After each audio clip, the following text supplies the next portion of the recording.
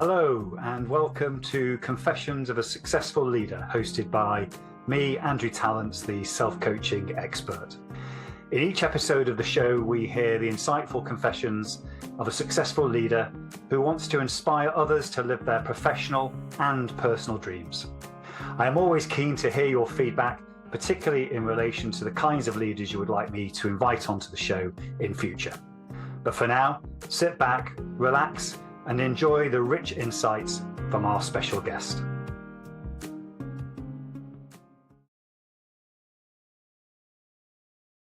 Hello and welcome to another episode of Confessions of a Successful Leader, hosted by me, Andrew Tallents, the self-coaching expert. I'm delighted that Amy Armstrong has joined me in the studio today. Amy, welcome. Thank you. I feel very welcome. Good to see you. Our guests are going to be anticipating your story today, but before we get into that, we always like to get to know you, so just tell the audience a little bit about yourself. Sure. Thank you. So I am a coach and I run a coach development business. And the reason I do that, Andrew, is I have found over my years that people have a really hard time being authentic. And what I love about coaching is it's the what and how questions that dig under all of the ways that we orchestrate our interactions and keep ourselves out of an authentic mode. So I'm a business owner. I run the Center for Family Resolution. I'm in Columbus, Ohio, in the US, and many clients nationwide, a few out of the US, but mostly in the US. And we've made a real dent in the domestic court system, helping judges and magistrates and other judicial officers see that there's a better way to help people that are in high conflict. And then I like to take what I've learned in the domestic court arena and apply it in family businesses, in interpersonal relationships at every level, among coworkers.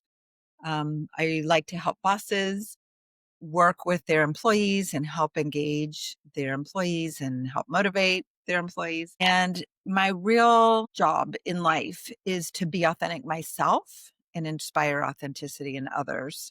And I do that through being a conflict resolution specialist. I love that. And you're the first conflict resolution specialist we've had on the show. We've had up to 70 guests so far. So it's great to have you on. And I'm also fascinated by your work because, as we're both aware, because we're both in coaching, the family system for me is so interesting. And I'm always curious because it's the first system we encounter, isn't it, in terms of our lives. And that also influences how we then grow up. So we'll come to that in a moment. So I'm really fascinated. But also tell us personally, when you're not working, I know that you work very hard and you're really committed to what you do. But how do you switch off from that? What do you do outside of work?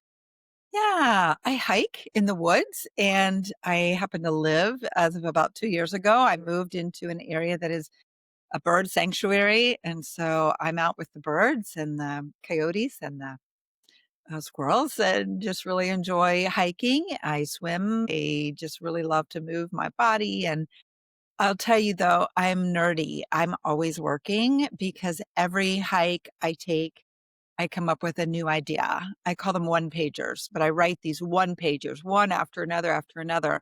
When I encounter the same problem over and over again with multiple clients, I think, what is the real issue here? And how can we put it into a very succinct takeaway for clients?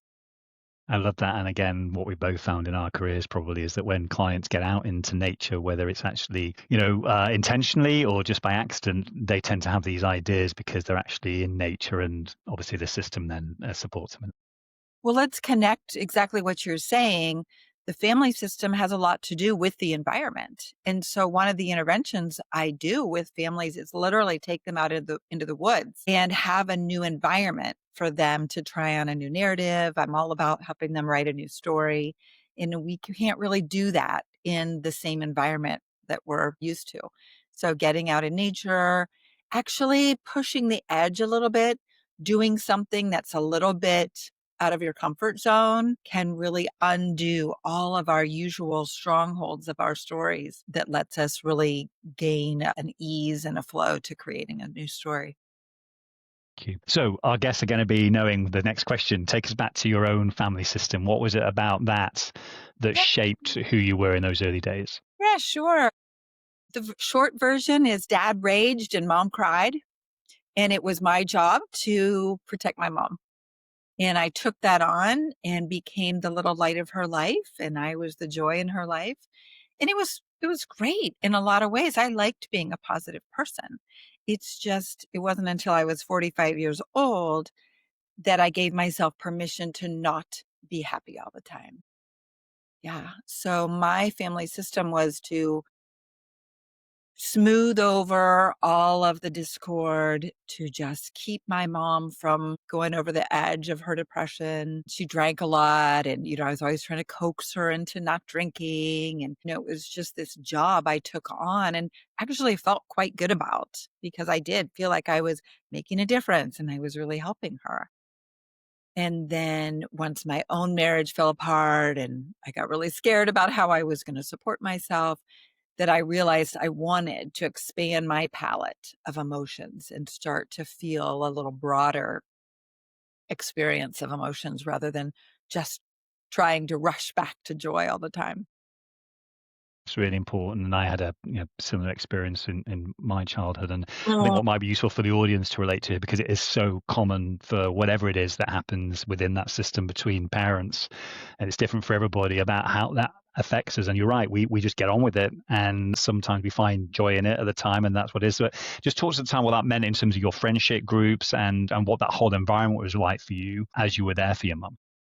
yeah, I had a very narrow role with my friends. I actually became a mediator on the playground, not technically, but I was the go-to person whenever friends were upset with each other, whenever someone was having a hard time.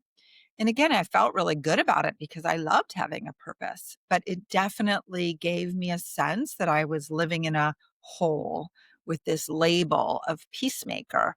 And it's funny now, Andrew, as I'm older, and especially during these times right now, I don't describe myself as a peacemaker. I like to think of myself as a disruptor.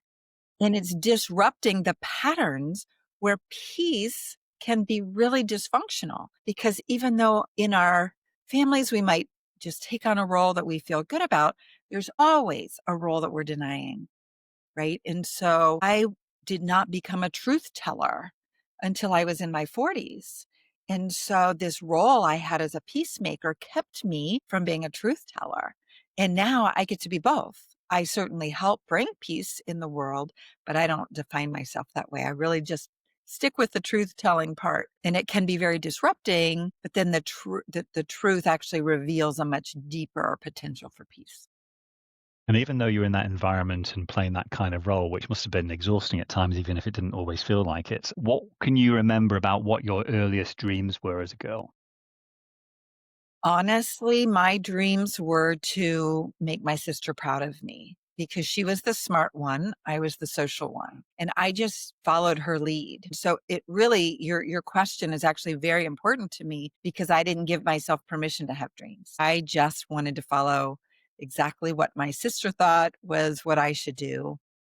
And I really believe that as long as I was in keeping and in line with what she thought was good for me, that I would be fine. And I never developed my own sense of dreams. I didn't dream as a child. And it's sad now looking back, but I just didn't have times that I had a lot of dialogue inside of myself. Everything was oriented toward outside of myself. Thank you for sharing that. And then let's move into, I guess, those really important years when you start to become more independent of mind. You recognize that actually you might not need to be there for your mum. You have a life to live. Just talk us through that transition as you moved into adulthood. Sure. So I do have regrets because my mom died before I came through my own experience and was able to be different with her. If I had it to do over again, I would still spend time with her, but I would be quiet. I would just be with her in her pain without trying to coax her into anything. I would have, for example, just taken work over to her house and said, Mom, I just want to hang with you while I, write this report rather than trying to talk to her and coax her all the time. So she died when I was going through a divorce and my house burned down. So it was at a time where I had just extreme fear about what my life was going to look like going forward. And I actually feel like she was able to help me from the other side because I got such a sense that everything was going to be okay, just taking it one step at a time. And I tried on truth telling very, very slowly. It started with my dad. I remember one day specifically, he asked me to do a favor for him and I said no. And he was shocked. Like he literally said, "Did you just say no to me?" And no, I have actually, and no has really defined my career because now I I teach and speak a lot about how to set boundaries without saying no and focusing on the yes. Right. But with my dad, when he wanted me to do something for him, I am happy to find another way to help him get his needs met. I'm not saying no to him. I'm just saying no to the specific thing that he's asking me. But it was very frightening for me. I actually quit staying in touch with a lot of my friends. I did make a few new friends who were also going through a divorce. But it was so scary for me to start setting boundaries because my whole life, my sense of belonging depended on going along, getting along, never ruffling feathers. And so for me, it was really a death threat. I felt like I would shrivel up and die if I set a boundary and just had clarity about something that I needed or wanted that was different from the people around me. It was scary. Yeah, and I understand, and want to let that back to maybe in your early 20s when you obviously were starting to look at your own career in life, and that was going on for you, still those ways that you were being in that sense from the It family was system. really more 40s. Yeah. But Yeah, what about the 20s though? How did 20s that how came and yeah, went for me. I did not meet my developmental tasks in my 20s. I did not individuate in my 20s. And I got married. I had 3 children. I adored my children. I enjoyed them. I played with them. I like to play and really enjoy sort of my silly side and just being in the moment. And I got to have that with my children. And it was so satisfying that I completely ignored the fact that I was in a lot of physical pain in my relationship with their dad because I wasn't showing up. I wasn't authentic. I wasn't speaking up. I wasn't telling the truth. I was completely faking my way through my marriage. But I truly enjoyed my children so much, and they were engaging and had so many activities that I made it through. But really, I did not catch up to my peers as far as my development until I was in my 50s when it was clear I wasn't going to stay married and I was going to have to figure out life on my own. And so I was curled up in a ball for a while. I had a friend that had to throw me in the shower. Amy, you're not going to spend another day on your bathroom floor. You're in the shower. And I actually attended a spiritual retreat at that time that absolutely fell in my lap. And I went to this retreat thinking I was just going to sit in the back row and take notes and be very cerebral and learn. And this teacher, like, I asked a couple of questions. And he said to me, "Do you want to just tell me what's going on?" Like he really cut through the BS. There was no way he was going to let me, ask for a friend how to be authentic or how to speak up. But I started on a journey with total strangers because my patterns were so ingrained with the people that knew me that it was very hard to break out. So I engaged in a spiritual community where we literally were just all in these huge transitions of life. Everyone felt lost, and we all just practiced saying what was real for us. And we laughed and we cried and we danced around. I mean, it was so fun to be with people that didn't have any preconceived ideas about who we were. So we could try on new behaviors and see what really felt authentic. But this was 20 years ago.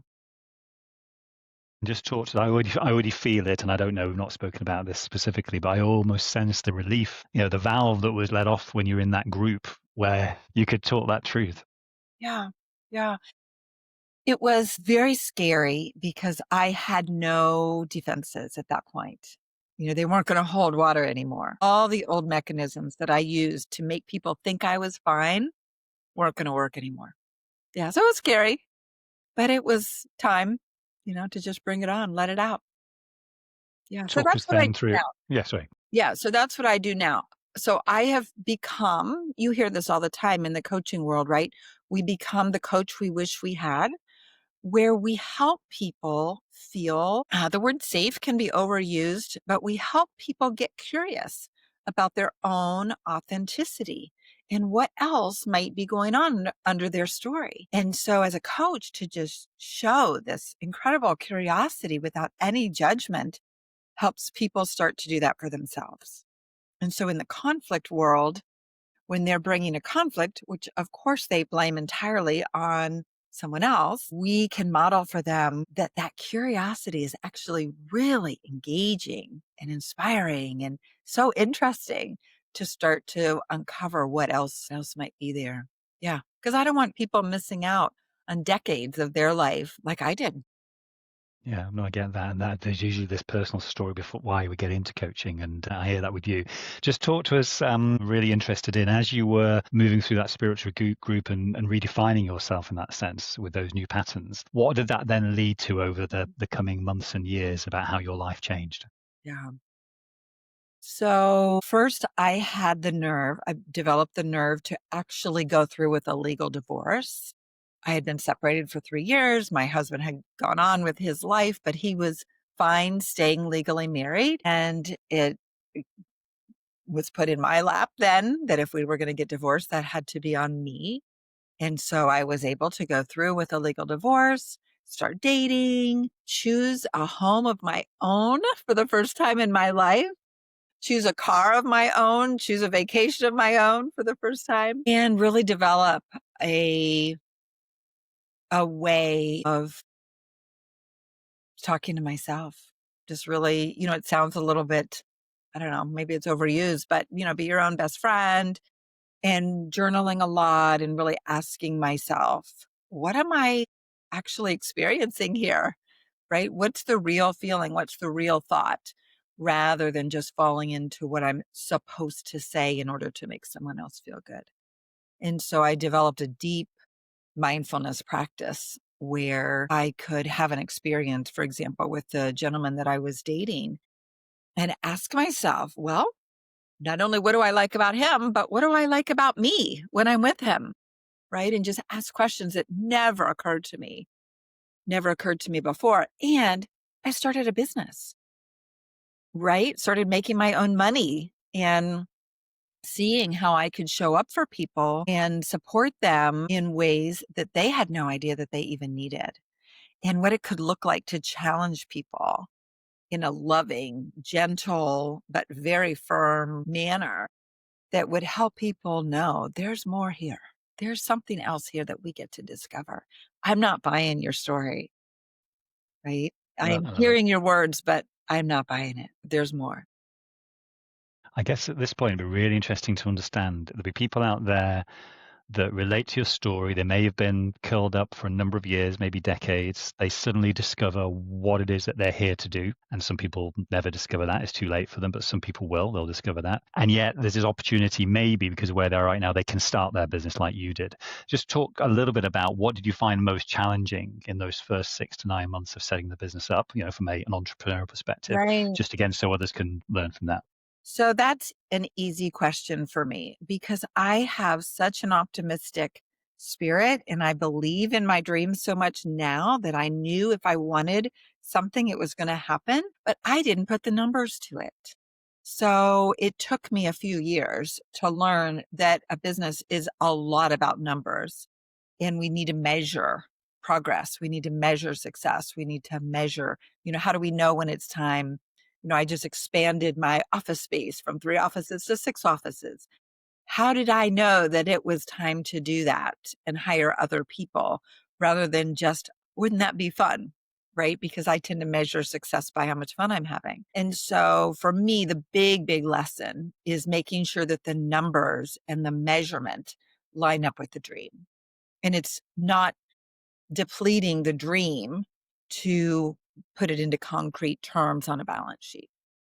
And so it was not for a few years that I actually hired a bookkeeper, hired an accountant, had someone who was going to help me ask the right questions that I probably wouldn't organically ask myself because I didn't, I felt so good about what I was doing and I was having a really good experience relating to people and connecting with my clients. But yeah, it's the numbers that were the big lesson for me. That. And I'm hearing a lot from my clients at the moment. And what's very interesting is there's a lot of fear, I think, around AI, and some of it probably is founded, but I think a lot of it is just misunderstood. If we move forward 10 years from where we are now, let's assume that AI is for good and it's accelerating processes and tasks being done in many organizations. The only thing we're going to have left is quality relationship with self, quality relationship with others. That's what differentiates an organization or a family. How important do you think the work is that you're doing and others are going to be doing in the next 10 years in relation to that, when it's going to be so important, and yet we don't really practice it that well unless somebody asks us to do that or asks us to focus on it? So first of all, I'm a big fan of AI. I attend trainings. I use it every day. And I actually think we have an obligation to use it because anything we can do that helps us be more effective, that can reduce our billing for a client. So, for example, if I'm writing in some of my roles, I might be writing a report for a court. And if I can do that in 45 minutes rather than 4 hours of billable time, I feel obligated to do that and to use the resources that I have. That to me is ethical. What I like about what you're saying, though, is that there's not just the knowledge and the words on paper that we might get from AI, but there's this sense of satisfaction, of rightness about the words, of whether it's really a fit. And that's our energetic life that AI will never do for us, that will never measure for us. And so, Andrew, I like to picture a continuum, right? Many of us, like me, thought being nice, would get us by, right? There's nothing wrong with being nice. It just might not be truthful, right? There might be a lot of other ways that we can show up for people that might not be just nice. And for us to be authentic, we want to have this full range of possibilities of how we can show up with people. It might be very appropriate to express anger. It might be very appropriate to express sadness or grief. It might be appropriate not to engage at all. And of course, that's something that AI will never tell us. And so that's really somatic. That's the sense in our bodies of what is authentic for me right now. Prepping for some tough conversations coming up in my business. And my old go-to was just be positive and just put out let's just look at all these options and pick the one that's the best, rather than thinking, there's some tough conversations here that need to express some of the challenges and concerns rather than just looking for a positive solution. And so AI can never help us be authentic. AI can give us information for which we then have to reflect and say, is this me? And that's what I do as I use it. I may use AI to write a report. I use AI in some of these one-pagers that I come up with, but then I always go back through and say, is this the message that this client, that really captures the essence of what I was feeling in my body working with this client? So I'm just expanding a little bit on what you're saying with the human connection. It's this connection inside of ourselves as well as the connection that we have with other people. So we tend, from our family of origin, we tend to find patterns that work well enough for us that they become so ingrained that we're in a rut. And what possibly AI can do is help us see other options or see some of our blind spots. But at the end of the day, it's always up to us to come back and say, what's my truth? I agree. I love that. And coming back to you then in that theme, we're in a very interesting period in 2025 now. The world's an interesting place to be. What do you find most challenging at the moment as a leader, trying to do what you do, which is great work with all the resources you have? What's most challenging for you at the moment? Yeah. So personally, I like to engage in a lot of political discussions. I like to practice being in a tricky spot where we don't fall into the addiction to agreement, where we just want to be with people that agree with us and where agreement is the goal of a conversation. Learning is always the goal of a conversation. Being curious is always important. So personally, I like having really tough conversations about politics with Christian nationalists, with liberals. I have a lot of people in my life that are all over the board. And my personal challenge is not to reach conclusions at the expense of staying curious. Our brains, we know this from neuroscience, our brains like certainty. We don't have certainty. So instead of trying to force ourselves to have certainty by reaching shortcuts, conclusions, our job is to tolerate the discomfort of not having certainty and expand our capacity for discomfort right inside the conversation.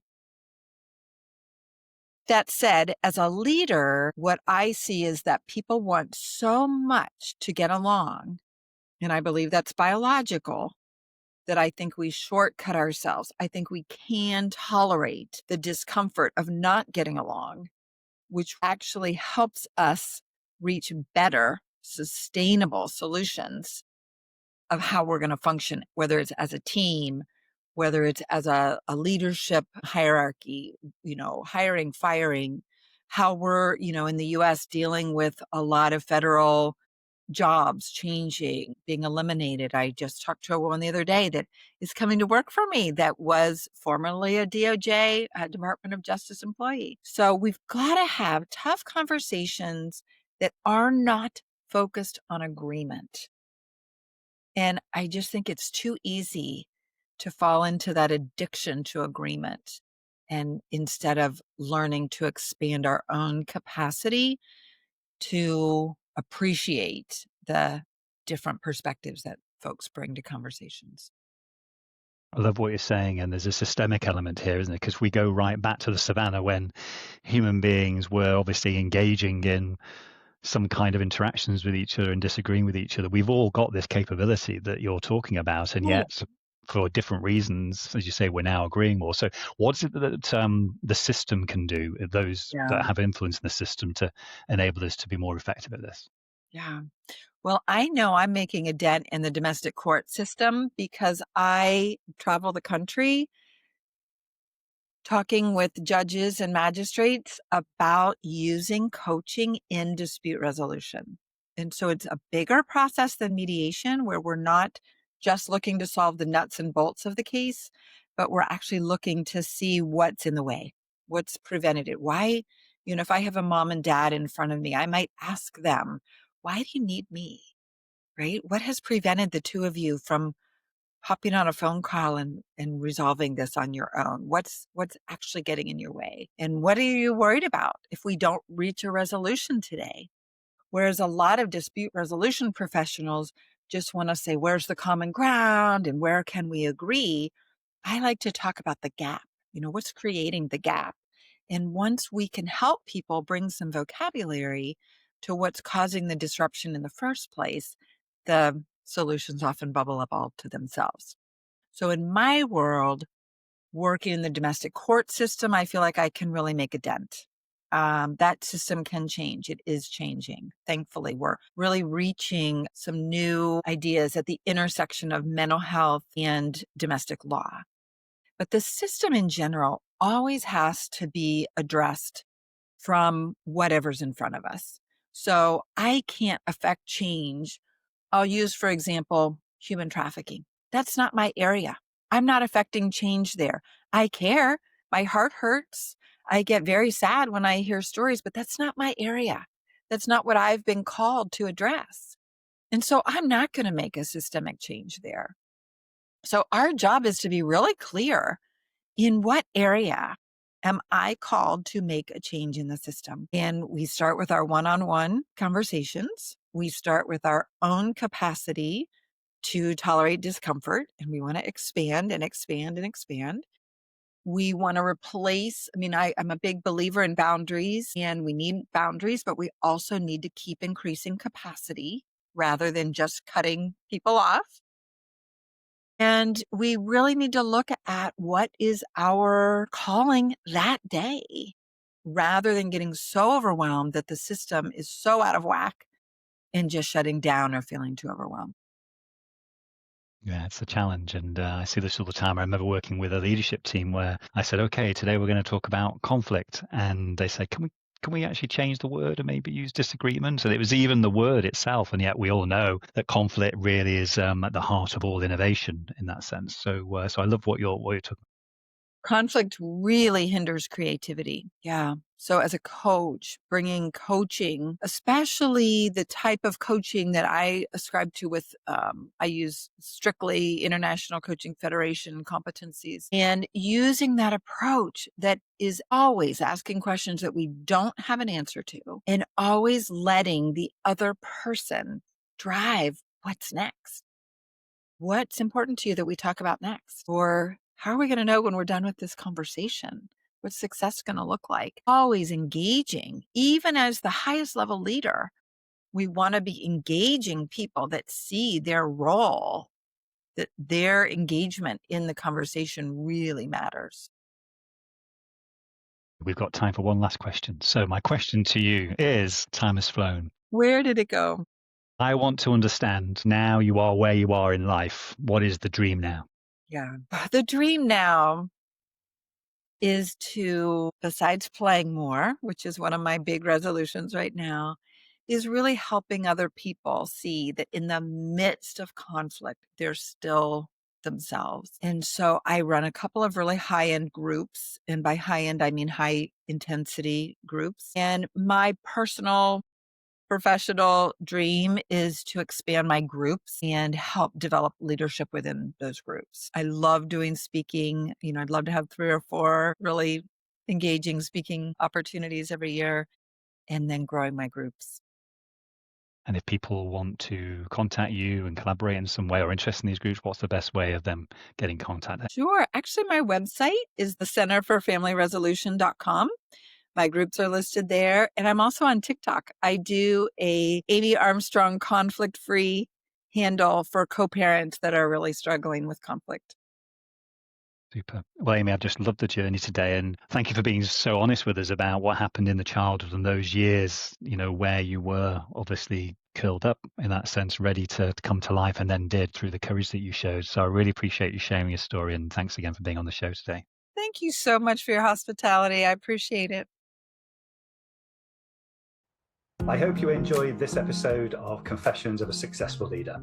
You can access all previous episodes of the show at confessionsofaSuccessfulLeader.com. If you are interested in finding out more about conscious leadership and self-coaching, just type in Andrew Tallents into LinkedIn or your favorite browser, and you'll find my contact details and all the content that you need. Until next time, don't forget to stay present, curious, and above all, conscious.